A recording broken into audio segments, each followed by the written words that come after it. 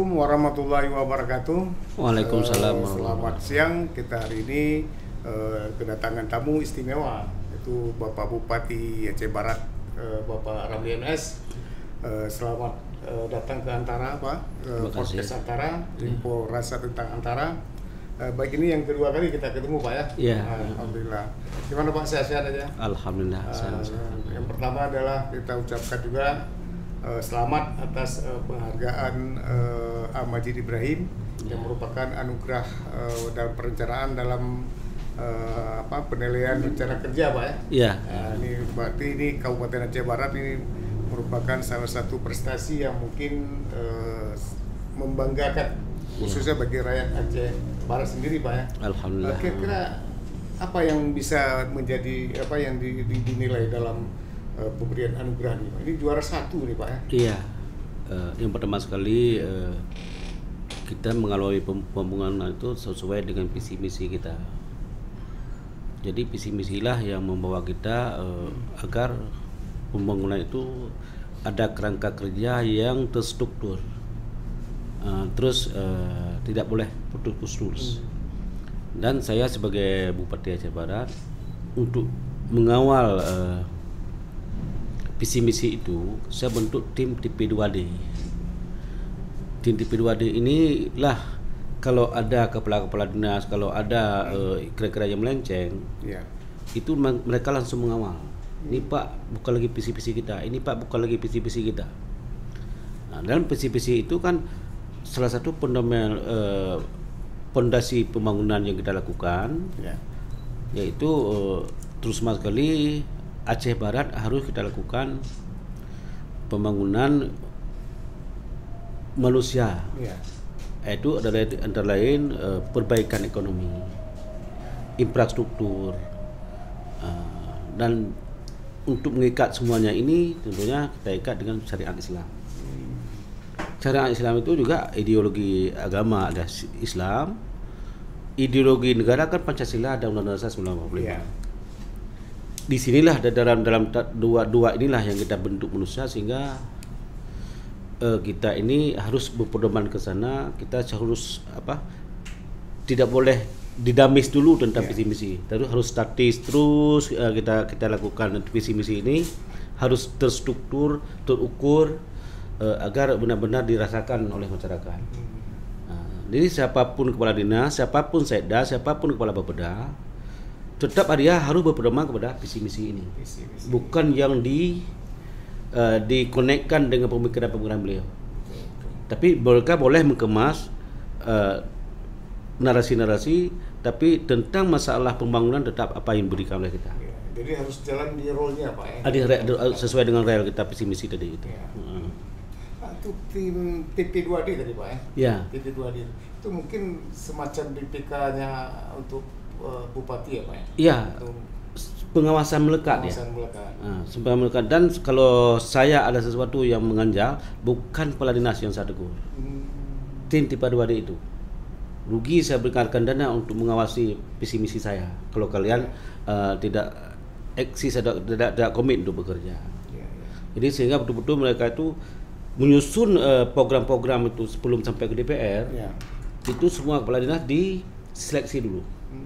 Diuji dulu, disaring dulu, baru matang kita sampaikan ke DPR. Gitu, selama ini. Terus Pak, Aceh Barat juga mungkin salah satu daerah yang selama ini juga saya dengar surplus pangan, Pak ya. Padahal kita bukan kabupaten yang mengandalkan di sektor pertanian. Bukan. Kok bisa seperti itu, Pak? Begini, pertama sekali begitu saya melihat sawah masyarakat begitu luas, kenapa rakyat ini padi kita nggak cukup?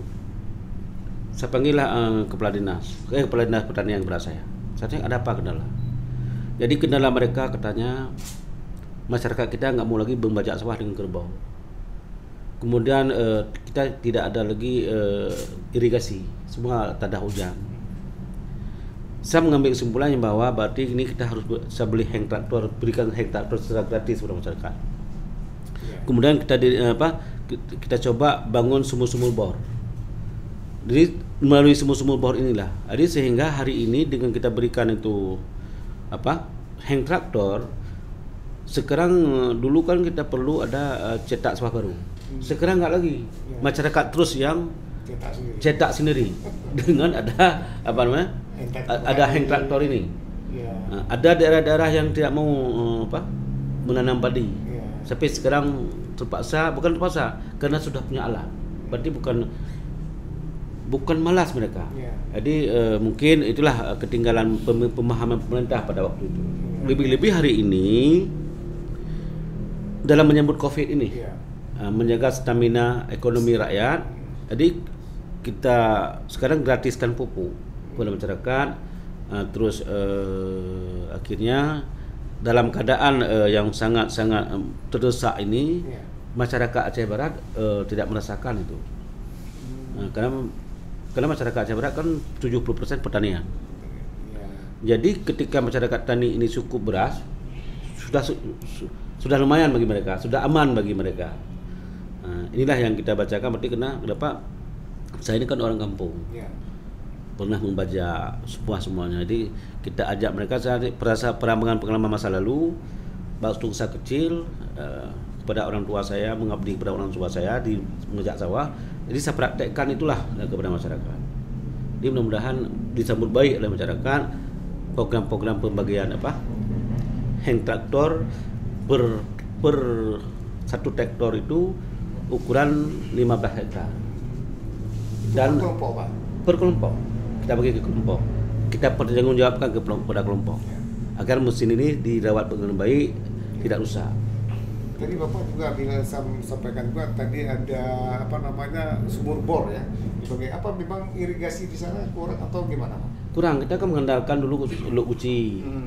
Luk Uci kan ditangani oleh pusat 100%. Jadi kita nggak bisa mengotak-atik. Jadi tunggu saja program-program pusat itu. Jadi kalau kita tunggu itu kan masih lama sekali. Tahun ini kadang-kadang ada, kadang-kadang tidak ada, kadang dibangun, kadang nggak dibangun. Jadi upaya itulah yang kita lakukan. Di samping kita bangun irigasi kecil, juga yang tidak ada irigasi kecil langsung kita dengan sumur bor. Gitu. Oke Pak, kalau di sektor pertanian ini kan banyak juga. Yang lebih diunggulkan apa Pak? Yang menjadi prioritas utama nih? Kalau pertanian khusus, kalau sekarang padi. Padi aja Pak? Ya padi. Kemudian cabai kan. Kemudian kita sekarang sedang galak-galakkan hari ini PKK itu program-programnya itu program pembangkit ekonomi keluarga, pekarangan keluarga melalui cabai. Jadi setiap keluarga itu kita berikan kita arahkan uang ADG itu untuk ada perbaikan ekonomi rakyat melalui tanaman palawija menggunakan pakar-pakar mereka. Cukup mudah dan cukup enteng. Hanya satu kampung paling-paling modal kita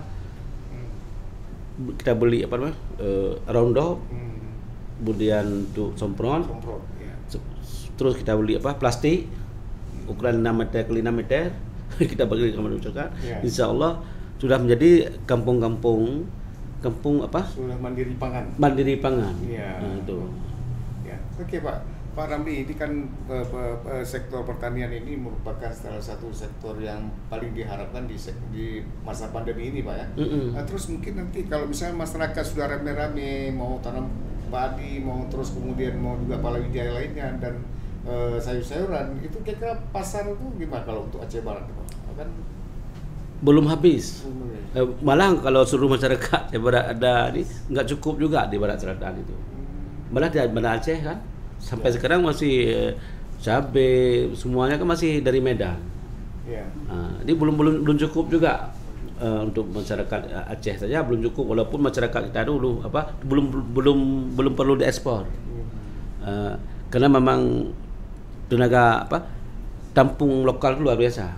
Luar biasa. Berarti hilirnya masih di pasar lokal kita. Pasar lokal udah cukup tuh insyaallah. Gitu.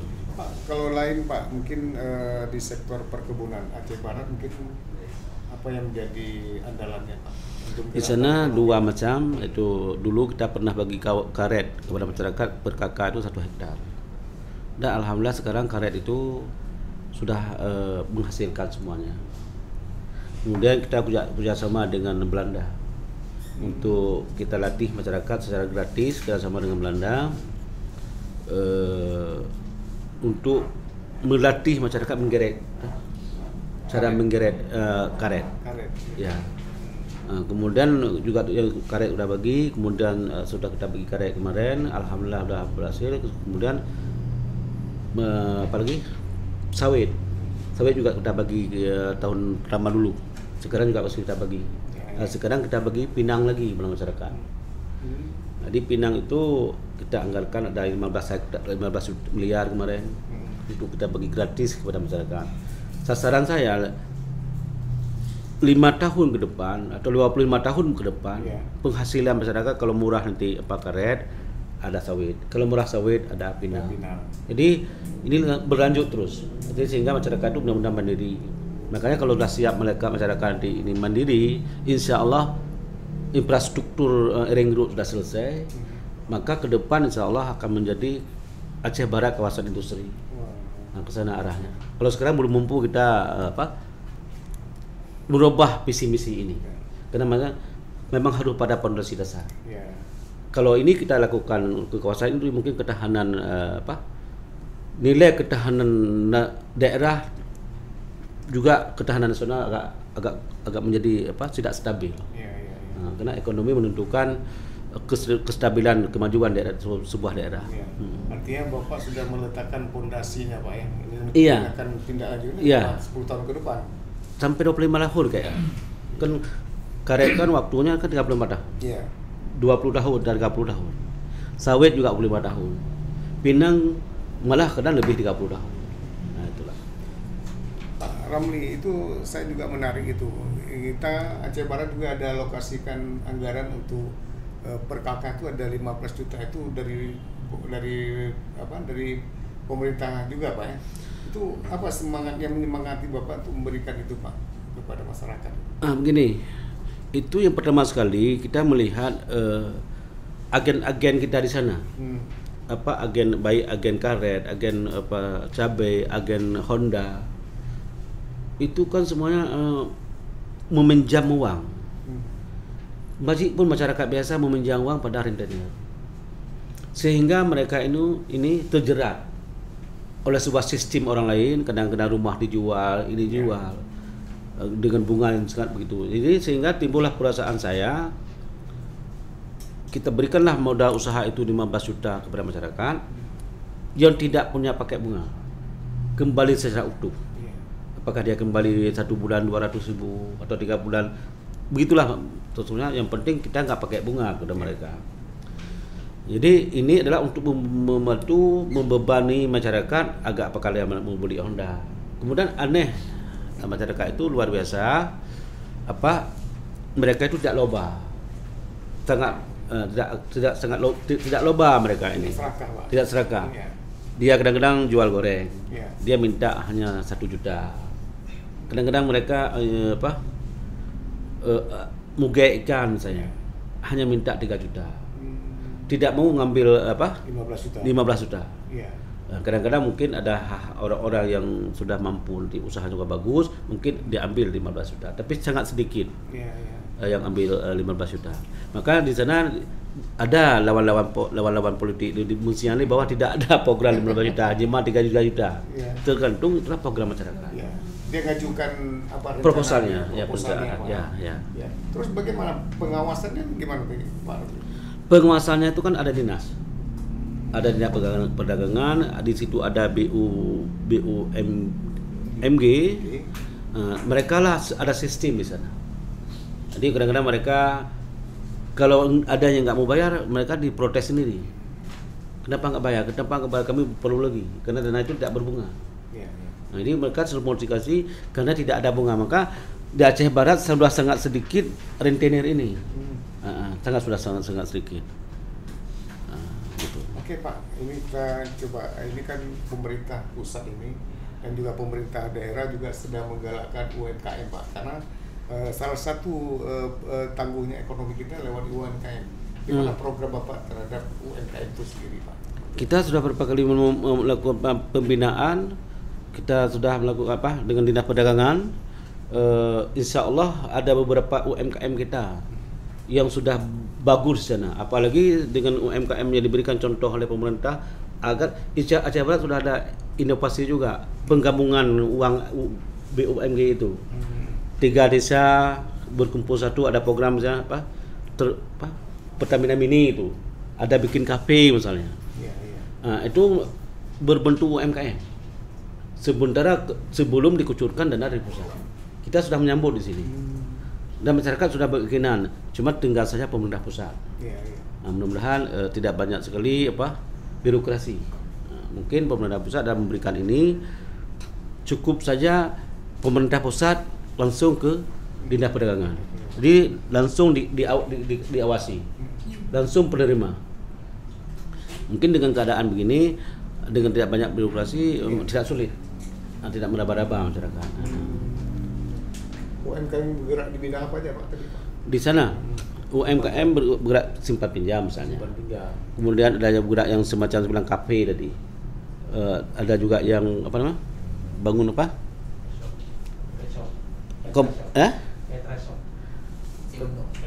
Pertamina, Pertaso. Ya, Pertamina. Pertasol ya. Ada beberapa unit di sana sudah dibangunkan di sana oleh masyarakat. Insya Allah. Kebanggaan Kampung Muslim itu sedang juga Pak ya, sedang salah satu program andalan dari pemerintah. Iya, Kampung Muslim itu kan begini Pak. Di sana itu di Aceh Barat cukup sulit kita mengendalikan keluarga sejahtera. Kemudian masyarakat pun tidak lagi kurang moral pendidikan macam itu. Jadi sehingga dengan lahirnya ide Kampung Muslimin itu, di Kampung Muslimin itu adalah dididik ideologi Islam, ideologi Pancasila negara, dan pembinaan ekonomi, juga kesehatan masyarakat. Di Kampung Muslimin itu. Jadi kadang-kadang di Kampung Muslimin itulah menjadi kalau dulu desa tangguh. Tapi di sini kita sebut Kampung Muslimin. Dan alhamdulillah di situ sudah lahir grup-grup, ada lahir khairat, lahir majelis-majelis taklim, lahir rebana ya. Kesenian muslim. Anak-anak bisa menghafal dan menghafali menghafal ayat-ayat Al-Quran dan bisa menghafali salat manyen. Jadi imam itu sudah terbentuk, tidak sulit lagi untuk ini. Kalau lebih lagi untuk meletakkan fondasi rasa nasionalis mereka terhadap cinta mereka kepada negara ini. Karena Dandim juga ngomong di situ, Kapolres juga ngomong di situ, Bupati, semuanya stakeholder masuk ke situ. Membina Kampung Muslimin itu. Itu sama dengan pesantren mungkin Pak, pesantren kecil. Bukan semacam pesantren. Itu kan negara di situ. Jadi untuk membentuk masyarakat itu betul-betul rasa persatuan dan kesatuan, mencinta agama dan mencinta negara.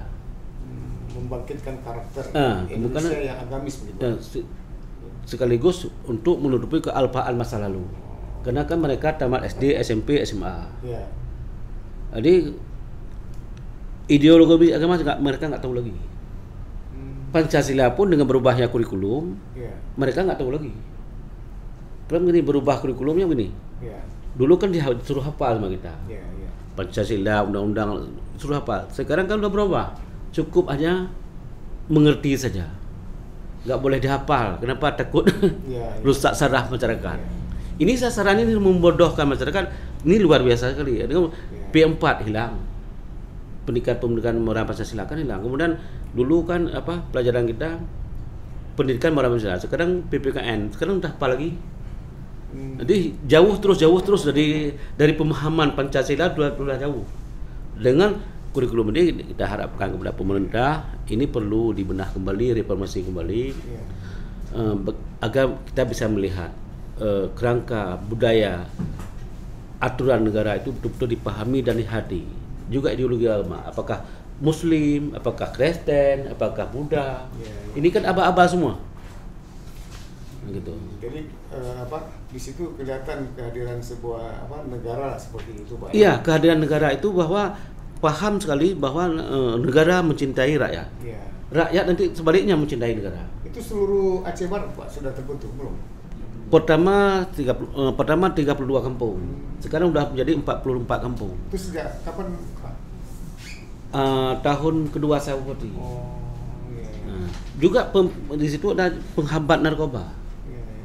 Nah, di situ ada duta-duta narkoba, ada duta-duta duta-duta anak-anak itu. Sehingga anak-anak itu nanti muncul dibikin pertandingan kabupaten. Sehingga datang. Akhirnya kampung muslimin itu diminta terus oleh masyarakat. Iya, iya. Dan sekarang sudah saya arahkan untuk dana kampung muslimin dianggarkan saja melalui ADG. ADG. Ya, gitu. Ya, itu berarti bisa menjadi salah satu contoh ya mungkin untuk Indonesia, Pak. Iya. Nah, ya. Itu ada Menteri KB itu tak boleh katanya. Nah, Pak, terus satu lagi, Pak, ini kisruh soal politik Aceh, Pak. Ini artinya soal pilkada, terus kemudian juga soal kemiskinan. Ini mungkin apa saran-saran Bapak sendiri? Yang pertama sekali masalah pilkada. Tentunya pilkada itu sudah diawali kita berpedoman kepada Pancasila, negara mula negara. Juga di Aceh kan ada MOU Helsinki. Sekarang pemerintah senang nggak senang MOU sudah ada. Undang-undang pemerintah Aceh sudah ada. Jadi ini cukup sulit pemerintah itu secara program nasional tahun 2004. Tapi di Aceh kan ada undang-undang. Nah, di sini bagaimana meyakinkan rakyat Aceh oleh pemerintah pusat agar tidak tersakiti. Yeah. Kenapa pilkada itu seharusnya tahun 2022, kenapa harus bikin 2024? Ada apa? Mungkin kalau pemerintah memberikan penjelasan dengan benar, terus berkomunikasi secara kontinu, di sini kan ada KPA, ada wali negara. Karena pemerintah sudah memberikan itu. Betul. Jadi ketika menarik, tentunya punya dasar. Berikan dasar-dasar itu. Jadi kalau ini mungkin kalau orang Aceh itu kan orang-orang yang sangat setia, mungkin seluruh penduduk Indonesia yang sangat setia orang Aceh nih. Banyak sekali modal-modal kita yang kita tuangkan, yang kita berikan, kita sumbangkan kepada negara. Itulah senda setianya. Jadi kesetiaan orang Aceh itu, ketika orang sangat setia itu mudah sekali kayak kita dengan istri. Karena kita sangat cinta macam sama istri kita. Gitu kita mendengar sedikit kekeliruan dia, langsung kepada talak kita. Kena udah marah. Kalau sangat cinta tadi itu. Jadi pemerintah pusat di sinilah harus mempelajari bahwa saya bagaimana ngomong ini, bahwa pemerintah pusat harus yakin bahwa rakyat Aceh itu dah modal Indonesia, setia kepada negara. Nah, ini pemerintah harus yakin. Jadi pemerintah kan banyak intelijen di sini. Ada BAIS, ada intelijen macam-macam lah. Berpedomanlah, carilah pedoman, berkonsultasilah terus menerus secara kontinu. Artinya pemerintah pusat harus membuka komunikasi. Bukalah komunikasi, jangan tam. Jadi penggal, mungkin jangan demikian. Karena apapun cerita ini rakyat. Yang mengalami kesalahan bukan rakyat Aceh. Maksudnya pemerintah Indonesia sudah memberikan. Kan sedih, sudah kita berikan baju, sudah beli baju, simpan di lemari enggak boleh pakai kan. Kan sedih kita. Nanti kita kalau kita masih anak-anak kan kita congkel lemarinya untuk ngambil baju itu. Jadi ini itu satu masalah politik ya, masalah pilkada. Satu lagi masalah kenapa masyarakat Aceh miskin. Jadi pemerintah pusat harus tahu kalau Aceh ini cukup kompleks diberikan cobaan oleh Allah. Sesudah mereka kita ada perang DI di Aceh. Kemudian sudah itu DI, PKI. Kemudian juga ada perang cembuk. Daerah lain enggak ada perang cembuk. Di Bedang di Aceh ada lagi perang cembuk. Satu lagi ada lagi perang gerakan Aceh Merdeka. Di tempat lain enggak ada. Kemudian musibah di sini. Tsunami. Di tempat lain nggak ada tsunami. Maka kita ini pembangunan ini yang kita lakukan di Aceh masih kepada infrastruktur, belum bisa ke perbaikan ekonomi rakyat secara utuh. Jadi masalah konflik belum pulih ekonomi rakyat. Masalah tsunami pun sampai sekarang belum pulih ekonomi rakyat. Inilah dasar-dasar inilah. Jadi pemerintah pusat ini harus ada sedikit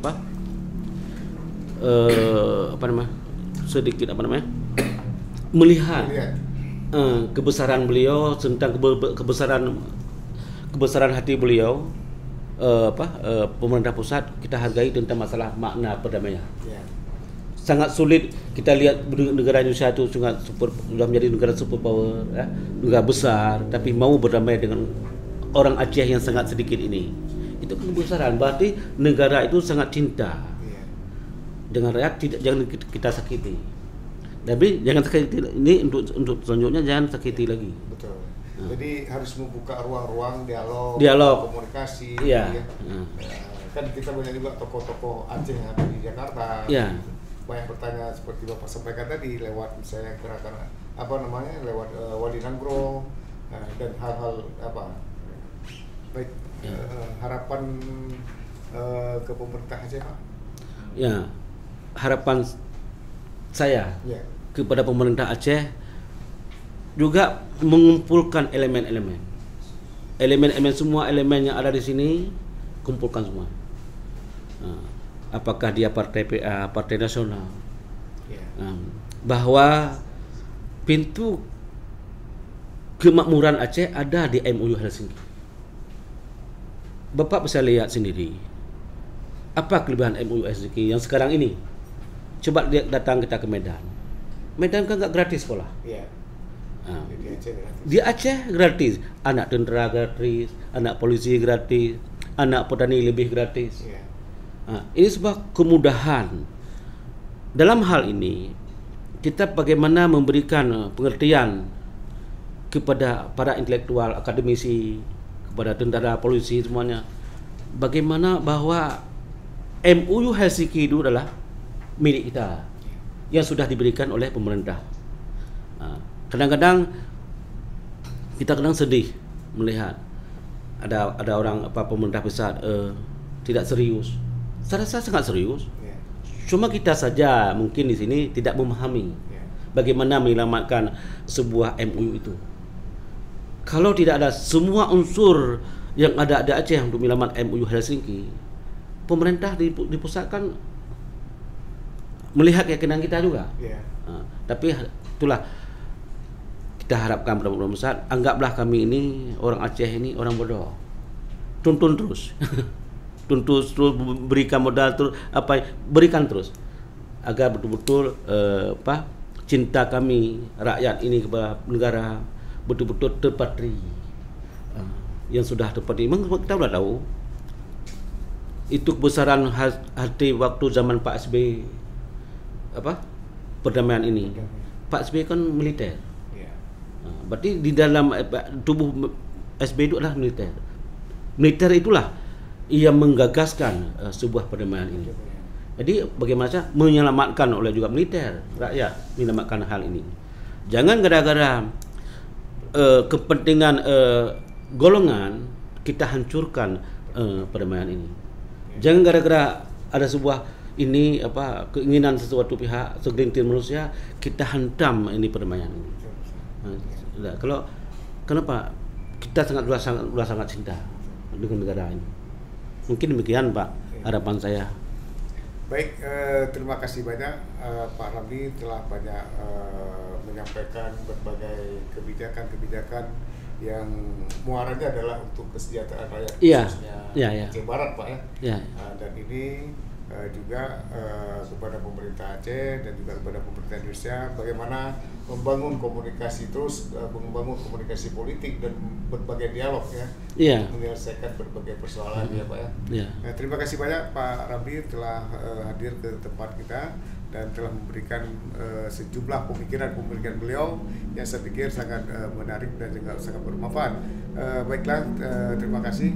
Dan kita akhiri dengan podcast hari ini dengan wabillahi taufiq wal hidayah. Assalamualaikum warahmatullahi wabarakatuh. Waalaikumsalam warahmatullahi wabarakatuh. Alhamdulillah.